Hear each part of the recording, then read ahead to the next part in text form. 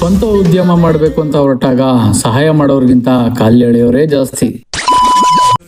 ನಮಸ್ಕಾರ ಸ್ನೇಹಿತರೆ, ನಾನು ನಿಮ್ಮ ಮನೆ ಹುಡುಗ ಮಹಾದೇವ್. ಈ ಲೋನ್ ಅಪ್ಲಿಕೇಶನ್ ಹಾಕೋಕೆ ಯಾರ ಹತ್ರ ಹೋದ್ರು ಸರಿಯಾಗಿ ರೆಸ್ಪಾನ್ಸ್ ಇರಲಿಲ್ಲ.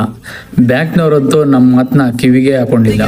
ಸೋತು ಸುಮ್ಮನೆ ಕೂರೋದಕ್ಕಿಂತ ನಾನೇ ಯಾಕೆ ಪ್ರಯತ್ನ ಮಾಡಬಾರ್ದು ಅಂತ PMEGP ಲೋನ್ಗೆ ಅಪ್ಲೈ ಮಾಡೋಕ್ಕೆ ಮುಂದಾದೆ. ಮೊದಲು PMEGP ವೆಬ್ಸೈಟ್ಗೆ ಹೋಗಿ application for new unit select ಮಾಡಿಕೊಂಡು ನನ್ನ ಬಿಸ್ನೆಸ್ ಮತ್ತು ವೈಯಕ್ತಿಕ ವಿವರಗಳನ್ನು ತುಂಬಿದೆ.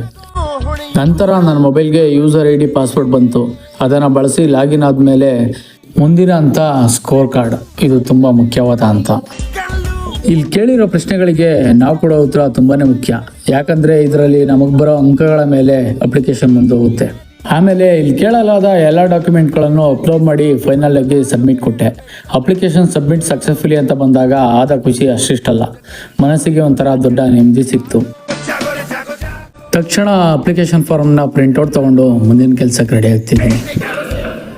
ಫೈನಲಿ ಅಪ್ಲಿಕೇಶನನ್ನು ಸಬ್ಮಿಟ್ ಮಾಡಿದ್ದೀನಿ. ತುಂಬ ಖುಷಿ ಇದೆ. ಆದರೆ ಇಷ್ಟಕ್ಕೆ ನಮ್ಮ ಕೆಲಸ ಏನು ಮುಗ್ದಿಲ್ಲ.